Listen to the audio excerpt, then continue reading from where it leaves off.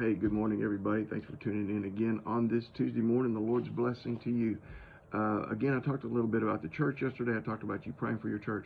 I want to give you some advice on how to act within your church. It's been First Peter. It's in chapter 5, and it's in verse 5, and it's about humility, and it's about submission to each other. He says, likewise, you younger people, submit yourselves to your elders. Yes, all of you be submissive to one another and clothed with humility, because God resists the proud but gives grace to the humble. First of all, he addresses a generation gap. The generation gap in the church has always existed, right? And it always will exist. There's always young people, there's always old people, and there's always generationally things that are different, like music, just to pick one out there. First of all, he says, likewise, you younger people, submit yourselves to your elders. Now, why should young people submit themselves to your elders? Let me tell you something. When I look out across the church, I love the old people in the church. The church needs the older generation. There are a couple reasons. One is, when you see all those gray-haired people in the church, some of them taking a little snooze during the sermon. I'm just joking. But let me tell you something. Many of those people have served the Lord, have walked with God longer than you've been alive.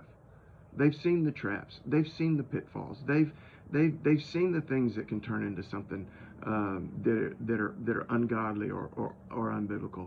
They have a spiritual wisdom that many young people have yet to attain. Now, that doesn't mean that everybody that's been a church member for 50 years has walked with God, but many of those people have, and we need to, out of respect for the spiritual maturity and spiritual wisdom that they have, the younger people need to submit themselves to them.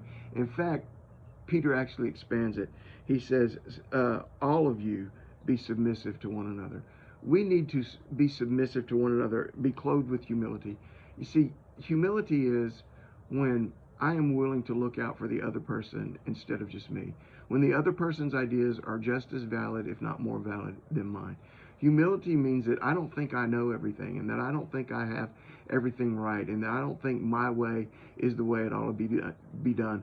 I am willing to acknowledge the fact that someone else might have an idea that's better than mine. Someone else might have some wisdom and have some insight and see a situation different than I do. So all of us, young to old, old to young, all of us together need to be looking out for each other's interests instead of our own or above our own. And that's what being clothed with humility is. So all of you be submissive to one another and be clothed with humility. It said, and then he quotes the proverb. He says, for God resists the proud, but gives grace to the humble. One of the things, if you read through the book of Proverbs, God hates pride. God hates pride. He resists the proud. If you hold to that traditional viewpoint, which I do, which I believe is biblical, that Satan was once an angel that was kicked out of heaven, and it was because of his pride. In his pride, he wanted to be God. Pride is what lifted him up and caused him to not be able to surrender and give himself to God, and therefore being kicked out. In John, I believe it is, in one of his letters, he talks about the three ways that the world attacks us. He says it's the lust of the flesh, the lust of the eye, and the third one is the pride of life.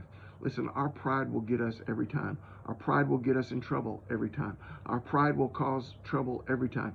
We need to clothe ourselves with humility, because God resists the proud. He resists us in our pride, but he gives absolute grace to the humble. So you youngers, submit to your elders. And elders and everyone, let's submit to each other, clothing ourselves with humility, knowing that God resists the proud, but he showers his grace on those who are humble. God bless you guys.